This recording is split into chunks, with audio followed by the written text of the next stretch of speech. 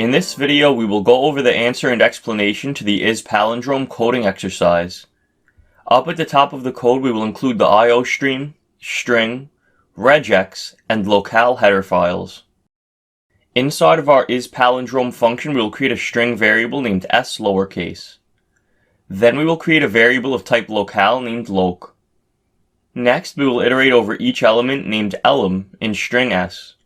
Inside of this for loop, we will add the lowercase version of the letter to our s lowercase string by using the toLower function and passing in elem as the first argument and loc as the second argument. After that, we will create a variable of type regex named expr that we assign the regular expression caret lowercase a through lowercase z, uppercase a through uppercase z, and 0 through 9.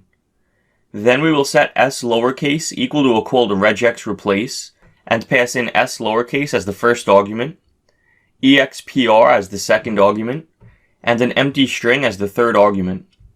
Then we will create a string variable named reverse.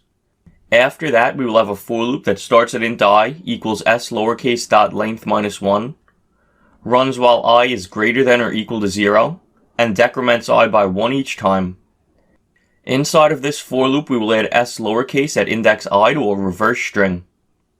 At the bottom of the is palindrome function, we will return the result of a function call to s lowercase dot compare with reverse passed in, and whether or not that value equals 0. If the compare function returns a value of 0, we know that s lowercase and reverse are equal to each other.